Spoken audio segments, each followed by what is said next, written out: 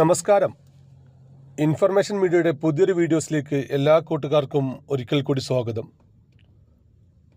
October മാസത്തിലെ pension കാത്തിരിക്കുന്ന ആളുകൾ ശ്രദ്ധിക്കേണ്ട വളരെ സുപ്രധാനമുള്ള അറിയിപ്പുമായിട്ടാണ് ഇൻഫർമേഷൻ വീഡിയോസ് വന്നിട്ടുള്ളത്. ഇന്ന് 2025 ഒക്ടോബർ 28. ഇന്നലെ നമ്മൾ പെൻഷൻ വരുമ്പോൾ പ്രതീക്ഷിച്ചിരുന്നു. തുടക്കത്തിൽ കുറച്ച് ആളുകൾക്ക് ചില ക്ഷേമനിധി പെൻഷൻ ലഭിച്ചിട്ടുമുണ്ട്. എന്നാൽ ബാക്കിയുള്ള ക്ഷേമനിധി പെൻഷനുകൾ, അതുപോലെ തന്നെ വാർദ്ധക്യ വിധവാ പെൻഷനുകൾ, കാർഷിക പെൻഷനുകൾ പോലത്തെ പെൻഷനുകൾ ഇന്നലെ ലഭിച്ചിട്ടില്ല. ഇന്നലെ എന്താണ് സംഭവിച്ചത്? ഇനി പെൻഷൻ എന്നാണ് ലഭിക്കുക? അതുപോലെ തന്നെ പെൻഷൻ ലഭിക്കണമെങ്കിൽ ഇനി എന്തെല്ലാം കാര്യങ്ങൾ മുൻകൂട്ടി ചെയ്യേണ്ടി വരും? പെൻഷൻ വർധനവിൻ്റെ ഔദ്യോഗികമായുള്ള വിവരണം എന്നാണ് ലഭിക്കുക എന്നതിനെക്കുറിച്ചെല്ലാം വളരെ വിശദമായി നോക്കാം. അതിനു മുന്നോടിയായി ഇൻഫർമേഷൻ മീഡിയയുടെ വീഡിയോസ് നിങ്ങൾ ആദ്യമായിട്ടാണ് കാണുന്നതെങ്കിൽ ചാനൽ സബ്സ്ക്രൈബ് ചെയ്യാൻ മറക്കരുത്.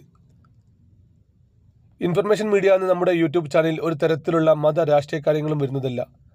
ഗവൺമെൻറ്റിൽ നിന്ന് ലഭിക്കുന്ന സേവനങ്ങൾ, അറിയിപ്പുകൾ, പെൻഷൻ സംബന്ധമായിട്ടുള്ള കാര്യങ്ങൾ, ആരോഗ്യ ഇൻഷുറൻസ് ബന്ധപ്പെട്ട കാര്യങ്ങൾ എന്നിവയെക്കുറിച്ച് മാത്രമായിരിക്കും വീഡിയോസുകൾ വരുന്നത്. നമ്മൾ ശ്രദ്ധിക്കേണ്ട ഒരു കാര്യമുണ്ട്. ഗവൺമെൻറ് സേവനങ്ങളും അറിയിപ്പുകളും എപ്പോൾ വേണമെങ്കിലും പുതിയ മാറ്റങ്ങൾ വരാം.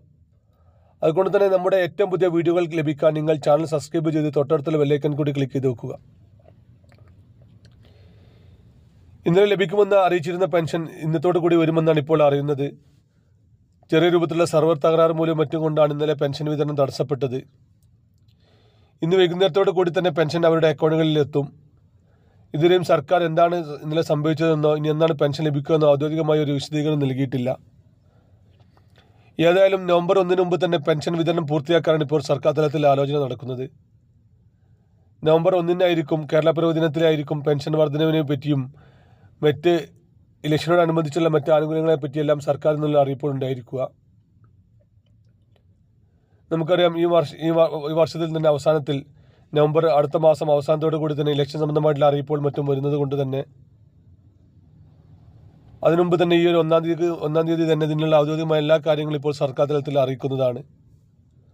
പഞ്ചായത്ത് ഇലക്ഷൻ കഴിഞ്ഞാൽ 1-2 മാസങ്ങൾക്കപ്പുറം തന്നെ നിയമസഭാ ഇലക്ഷൻ കൂടി നടക്കുന്നത് കൊണ്ട് തന്നെ ജനങ്ങൾക്ക് നേരിട്ട് ലഭിക്കുന്ന ആനുകൂല്യങ്ങളായ പെൻഷൻ, മറ്റ് ക്ഷേമനിധി ആനുകൂല്യങ്ങൾ ഇതെല്ലാം നേരിട്ട് നൽകുന്നതാണ് സർക്കാർ ഇപ്പോൾ മുൻഗണന നൽകുന്നത്.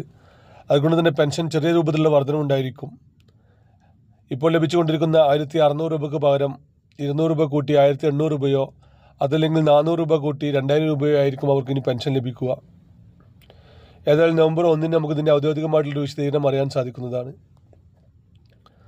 അതുപോലെ തന്നെ അനധികൃതമായി ഒരുപാട് ആളുകൾ പെൻഷനും റേഷനും എല്ലാം കൈപ്പറ്റുന്നുണ്ട്.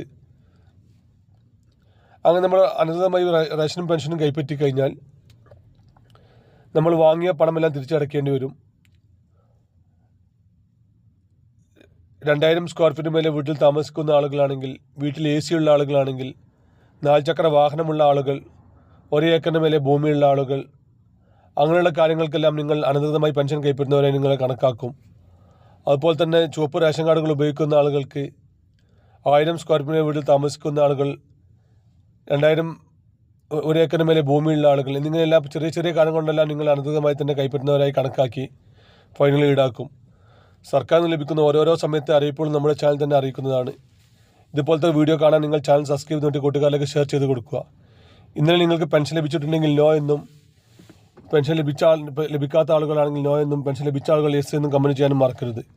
ഇനി ഒരു പുതിയ വീഡിയോസുമായി കാണാം. അതുവരേക്കും നന്ദി, നമസ്കാരം.